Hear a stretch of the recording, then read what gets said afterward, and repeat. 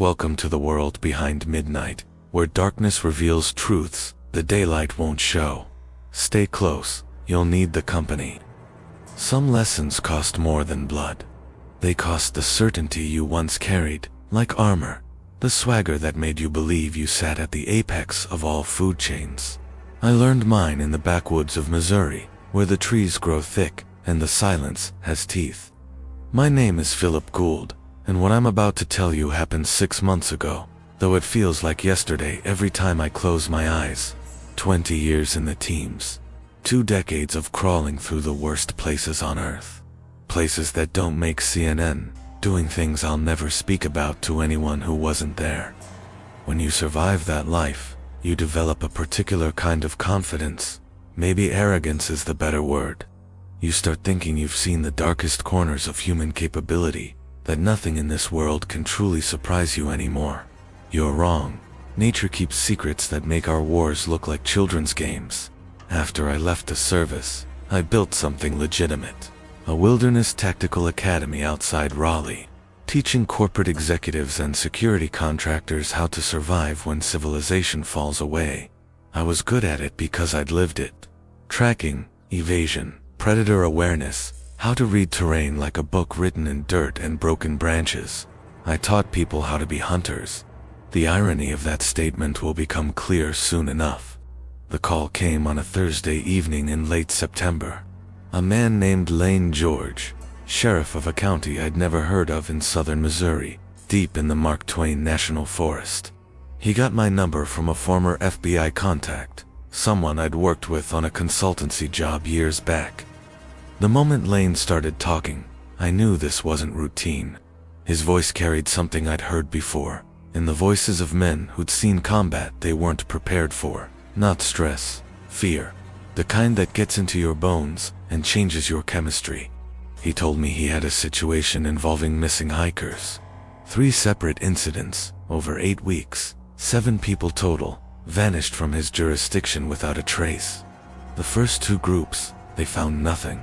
No abandoned gear, no trail markers, no bodies, just empty campsites and questions. The third group, a family of 5 celebrating an anniversary, they found parts of at a riverside clearing. Lane's voice fractured when he described what his deputies discovered. Said his medical examiner submitted resignation papers the same day. Said the man still won't answer his phone. I was already mentally packing my field kit. Large predator attack, probably a rogue cougar, or possibly a black bear with a taste for human flesh. It happens rarely, but it happens. I told Lane I'd charge my standard consultant rate and be there within 48 hours. Then he said something that made my skin prickle. The locals are calling it a Dogman. They're saying it's not natural, Philip. They're saying it's something from the old stories. I almost laughed, a cryptid, a monster. I told him I tracked animals, not folklore. The silence on the line stretched for several heartbeats. Then Lane said something that hooked me. Just come look at what we found. Tell me I'm losing my mind. Tell me it's a bear. I'll pay whatever you want. I just need someone who knows what they're seeing to tell me I'm wrong. I booked a flight that night. I flew into Springfield and rented a 4-wheel drive truck for the 3-hour push south into the Ozarks. The towns got smaller as I drove, little clusters of buildings that looked like they were hanging on by habit alone. This part of Missouri feels different than the tourist areas. The forest here is old, dense, layered with shadow and undergrowth, so thick you can't see 10 feet into it. The hills roll in waves that never quite let you see the horizon. It feels like the land is watching you. Lanes County was barely a town at all. A gas station, a diner, a courthouse, and a scattering of houses that looked like they'd been there since before electricity. When I pulled up to the sheriff's office, I noticed the streets were empty. Not quiet, empty, like everyone had decided to stay indoors. I saw curtains move in windows as I parked. Eyes followed me, but nobody came outside. That was my first real warning. Small towns are usually curious about strangers. This one looked scared of them. Sheriff Lane George met me at the door. He was a lean man in his late 50s, with gray stubble and eyes that looked like they hadn't slept in weeks. He didn't offer his hand, He just nodded once and said, "Appreciate you coming. Let's not waste daylight." We got in his truck, a beat-up Ford that smelled like coffee and gun oil, and drove. The pavement ended after 15 minutes. After that, it was dirt roads that barely qualified as roads at all. We drove for nearly an hour, deeper into the national forest, following logging trails that hadn't been maintained in years. Lane didn't speak much. When I asked about his department's response, he just shook his head. "I've got 4 deputies. 1 quit after the first scene. 2 won't go into the woods anymore. The last one, Colin, he was with me when we found the family. He hasn't been the same since. Sits in the office holding a rosary. He's putting in for transfer to a county desk job. Says he's done with field work." That should have been my cue to turn around. When law enforcement won't go back to a scene, that's a red flag the size of a billboard. But I was still operating on old assumptions. I'd faced insurgents with belt-fed weapons. I'd tracked high-value targets through mountain ranges where the air was too thin to think straight. An animal was just an animal, no matter how aggressive. I was about to learn how catastrophically wrong that assessment was. We finally stopped at a trailhead marked with faded yellow tape. The forest here was absolutely silent. No birds, no insects, no squirrels chattering in the canopy. In a healthy ecosystem, that level of silence is impossible. It means apex predator activity, something big enough to make every other living thing go to ground. I'd seen it before in grizzly country, but this felt different. This felt like the forest itself was holding its breath. The hike to the campsite took 20 minutes. Lane led the way, his hand resting on his sidearm the entire time. The site was in a small clearing near a creek bed, surrounded by dense oak and pine. The crime scene tape looked pathetic, stretched between the trees, like string trying to fence in a hurricane. What I saw when we entered that clearing violated every principle of predator behavior I'd ever learned. The tents were shredded into ribbons, not torn or knocked over, but systematically destroyed. The fabric hung in strips like party streamers. Coolers had been smashed open, their contents scattered across the ground, but none of it had been eaten. Bears are messy feeders. They gorge themselves. They leave nothing behind. This predator had destroyed food without consuming any of it. That's not normal. That's not even close to normal behavior. I started my assessment, walking the perimeter in expanding circles, looking for sign. Broken branches, disturbed soil, scat, fur, anything. The ground was soft from recent rain. It should have been covered in tracks. There was nothing. No bear prints, no cougar pads, no wolf tracks. It was like the attacker had materialized in the center of the camp and vanished the same way. Every animal leaves traces, every single one. The absence of evidence was itself evidence of something deeply wrong. Lane watched me work, his face pale in the dappled sunlight filtering through the canopy. "You see it now?" he said quietly. "There's nothing here." "How is there nothing here?" I didn't answer. I was too focused on the wrongness of it all. A predator this violent should leave a crime scene splattered with biological evidence. This was clean in a way that defied natural law. I finally found something near the creek, about 40 yards downstream from the camp. A partial print in the mud near the waterline, mostly washed out, but still visible in outline. Canine, but massive. Easily 16 inches long, with claw depressions that sank 3 inches into the soft earth. I'd seen wolf tracks in Alaska. This made those look like house pet prints. The spacing of the toes was wrong too, spread wider than any canid I'd ever tracked, and the depth suggested weight far beyond any known wolf species. I crouched there for a long time, staring at that print, trying to reconcile it with anything in my experience. I couldn't. Lane came up behind me, his boots squelching in the mud. "There's something else," he said. His voice was barely above a whisper. "The body we recovered. It's still at the county morgue. You should see it before you make any decisions." I stood up, my knees cracking. The dread in his voice was unmistakable. We drove back to town in silence. The morgue was a small brick building behind the courthouse, windows barred, door reinforced. Lane had the key. The previous medical examiner had walked out and never come back, leaving the facility locked and the body inside. The smell hit me the moment Lane opened the door. Disinfectant layered over something copper and sweet, old blood and decay. The victim was under a sheet on a stainless steel table in the examination room. Lane unlocked the door but wouldn't step inside. He just stood in the hallway, his face the color of old newspaper. "I'll wait here," he said. "Take your time." I walked in alone. The fluorescent lights hummed overhead, casting everything in harsh white light. I pulled back the sheet. I've seen bad things. I've been first on scene after IED strikes. I've seen what high-caliber rounds do to human bodies at close range. I thought I was prepared for anything. I was wrong. The victim, a man who'd been in his early 40s, according to the driver's license in the evidence bag, hadn't just been killed. He'd been systematically dismantled. His limbs had been removed from the sockets with such force that bone fragments were embedded in the surrounding tissue. The torso was opened from sternum to pelvis, but the organs were still present, untouched. It hadn't fed. The bite marks were unmistakable. Canine dentition, massive jaw pressure, teeth that had punctured bone like it was cardboard. The ribs were snapped inward, the spine fractured in multiple places. The skull was intact, but the expression on the face was something I'll never forget.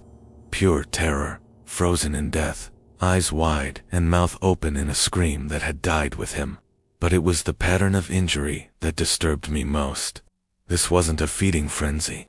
This was methodical, deliberate, like the creature was looking for something inside him, or sending a message.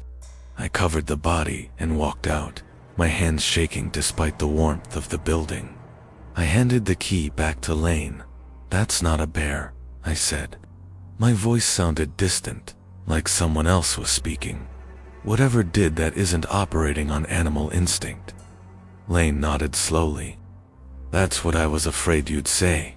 I told Lane I needed to go back into the forest alone. This was no longer a consultation. This was a tactical operation.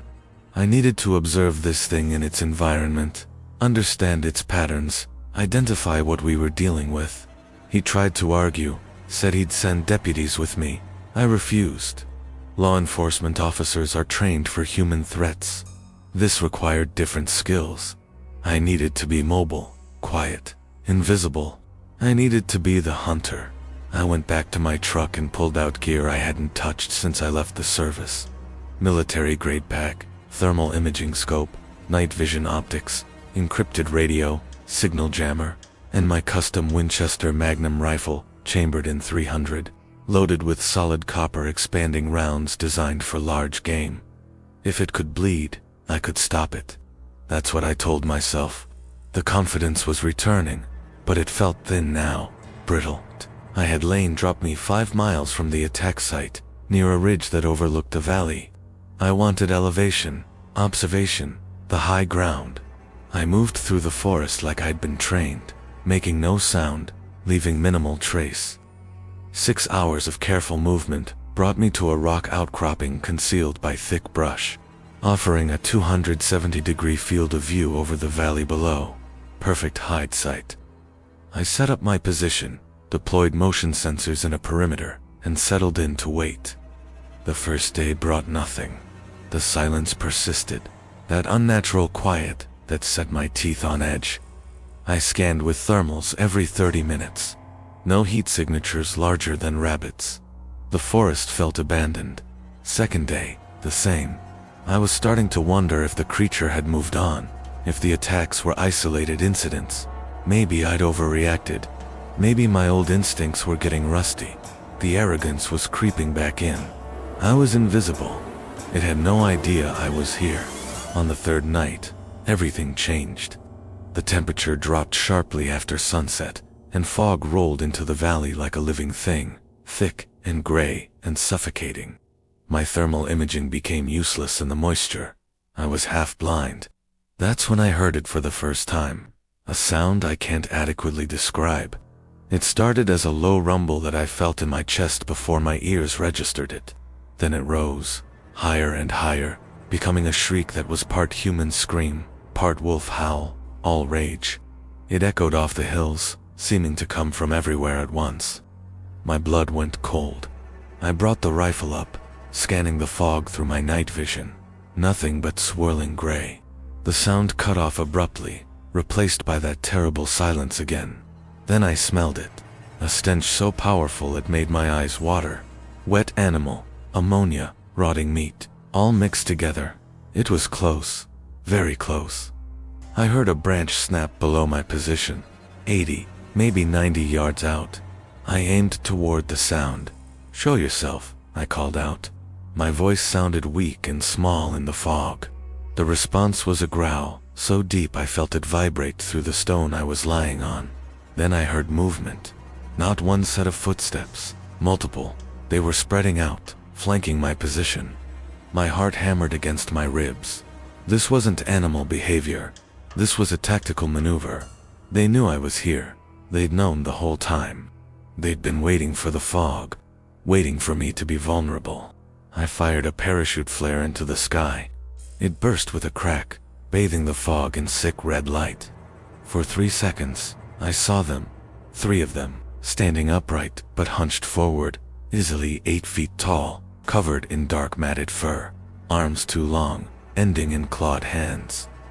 The heads were wrong, shaped like wolves, but larger, with pointed ears and elongated snouts, and the eyes. They glowed yellow-green in the flare light, reflecting like animals' eyes, but with an intelligence behind them that was unmistakable. They were looking directly at me, not searching. They knew exactly where I was. The flare died. Darkness crashed back down. The attack came immediately. No roaring, no warning, just the sound of massive bodies crashing through brush from 3 directions at once. I fired, worked the bolt, fired again. The muzzle flash lit the fog in strobing bursts. I caught glimpses with each shot. A shoulder, a clawed hand reaching. I heard a yelp of pain. I'd hit one, but they didn't stop. A shape burst from the fog on my right flank. I didn't have time to aim properly. I fired from a half-standing position. The round caught it in the chest. A solid hit. The creature staggered, stumbled, but didn't fall. It swiped at me with claws as long as my fingers. I threw myself backward, lost my footing, and tumbled off the outcropping. I hit the ground hard, the rifle flying from my grip. The wind knocked out of my lungs. The creature was on top of me in an instant. I could smell its breath, that rotten ammonia stink, feel its heat. Its muzzle was inches from my face, strings of saliva dripping onto my chest. Its eyes burned with something that looked like hatred. I drew my combat knife, 7 inches of carbon steel, and as it lunged for my throat, I drove the blade up under its jaw with everything I had, aiming for the brainstem. The knife sank deep. The creature screamed, a horrible wet sound, convulsed violently, and collapsed beside me, dead. I scrambled for my rifle, my hands shaking so badly I could barely grip it. Where were the other 2? I heard a whimper from the fog, then a roar of pure rage. They'd seen their packmate fall. I got to my feet, chambered a fresh round, my shoulders screaming in pain from the fall. "Come on," I yelled into the fog. "Come on," but I couldn't stay here. I was exposed, injured, outnumbered. I grabbed my pack and ran. I ran blindly downhill, toward the creek, branches whipping my face, roots trying to trip me. I could hear them behind me, crashing through the undergrowth, roaring. The hunt was on in earnest now.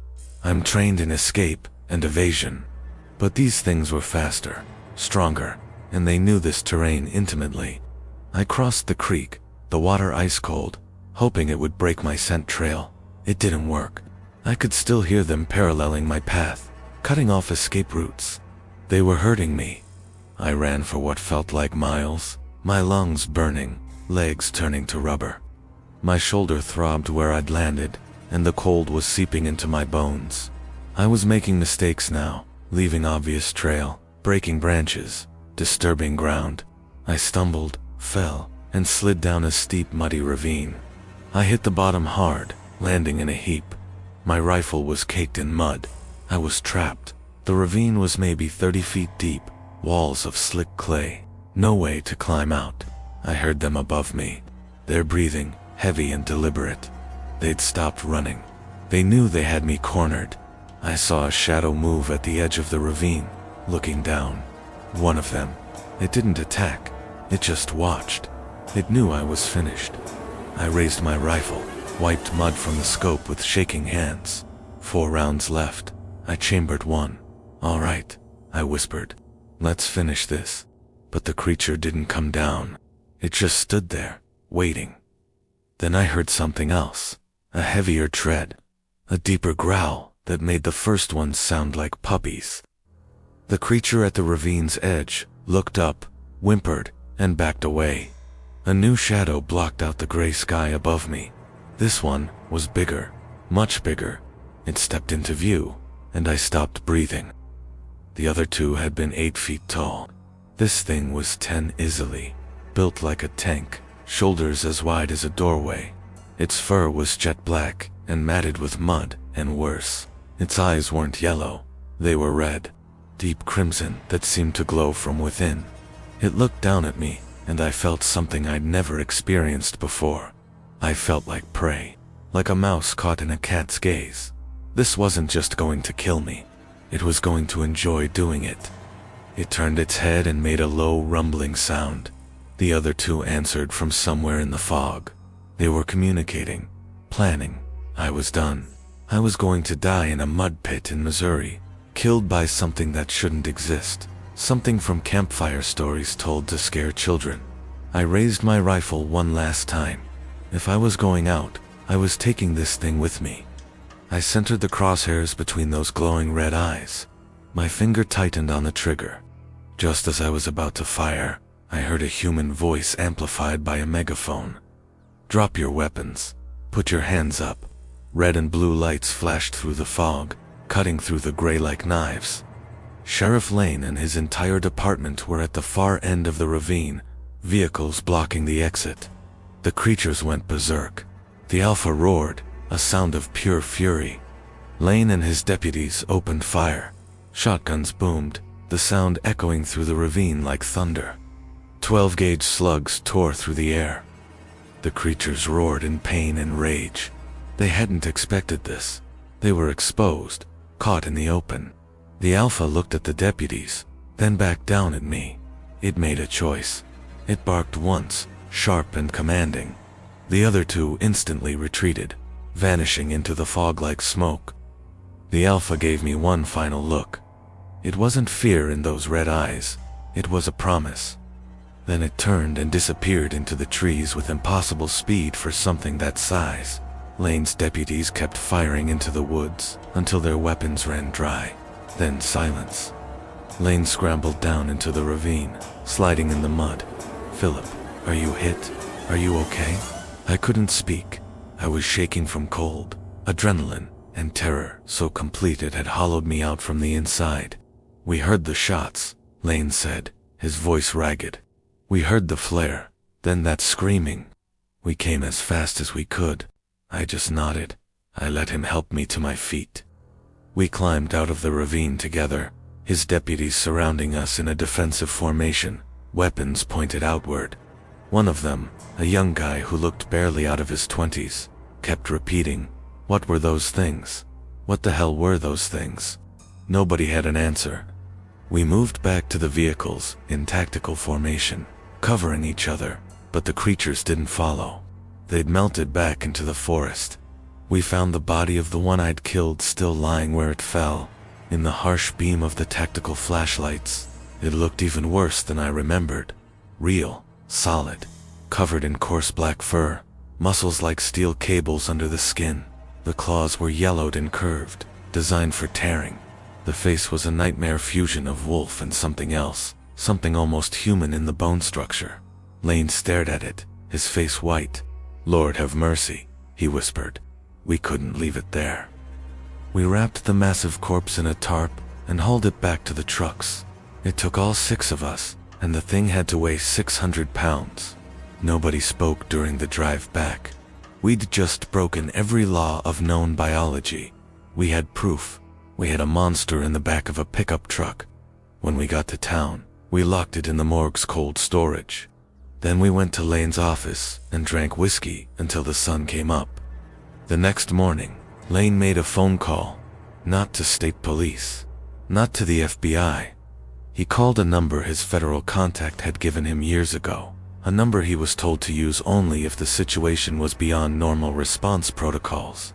Within 3 hours, the town was locked down. Black helicopters, unmarked SUVs, men in suits who weren't law enforcement and weren't military. They looked clinical, sterile. They moved with purpose. They took the body. They took my rifle. They took every piece of evidence we'd collected. They took statements from Lane and his deputies, recording everything but writing nothing down. Then they took me. I spent 2 days in a room with no windows, answering questions from a man who never gave his name. What did you see? How many? How did they move? What sounds did they make? I told him everything. He never took notes. He just listened with cold gray eyes. On the 3rd day, the man leaned back in his chair and looked at me for a long time. Mr. Gould, you're a decorated veteran. You're also a man who's just witnessed something that does not exist. For the sake of national security and public safety, it must remain non-existent. You will sign this non-disclosure agreement. You will forget what you saw. The official record will state you were tracking a rabid black bear that you terminated in self-defense. The missing hikers were victims of this animal. Do you understand? I understood. I signed the papers they put in front of me. They drove me to Springfield and put me on a plane. They deposited money in my account, an amount that felt like an insult considering what I'd been through. That was 6 months ago. I closed my tactical academy. I moved to Chicago. I live on the 28th floor of a high-rise. I don't go near forests anymore. I don't like the dark. I have nightmares every night. I see those red eyes. I smell that ammonia stench. I hear that scream. Lane called me once, about a month after everything ended. He was drunk. He said the government teams had been in the forest for weeks, sanitizing the area.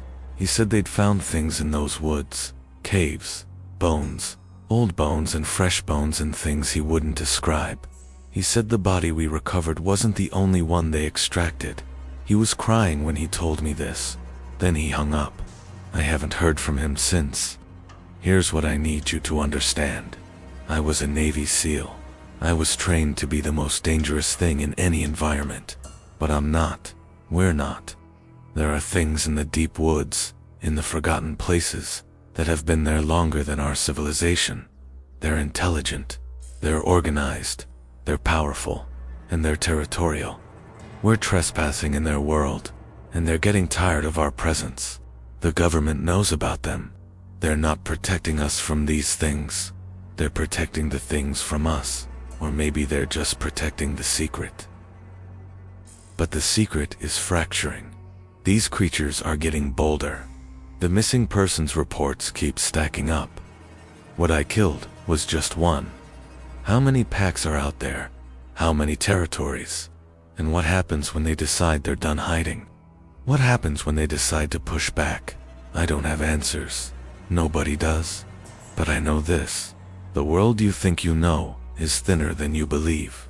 There are layers beneath it, older and darker, and far more dangerous than anything human. The Dogman is real. I've seen it. I've fought it. I've killed one. And I know with absolute certainty that they're still out there, watching from the tree line, waiting in the fog, patient as stone. We're not alone in the wild places. We never have been. If you're still listening to this, if you've made it this far, do me one favor. If you hike, if you camp, if you go into the deep woods, pay attention. If the forest goes quiet, if you smell that ammonia stench, if you feel eyes on you that you can't locate, trust your instincts. Get out. Don't investigate. Don't be brave. Just leave. Because what's watching you isn't curious. It isn't afraid. And it knows those woods far better than you ever will. Stay safe out there. And if this story resonated with you, if it made something cold move in your chest, subscribe to The World Behind Midnight. There are more stories waiting in the darkness, and someone needs to tell them before they're forgotten entirely.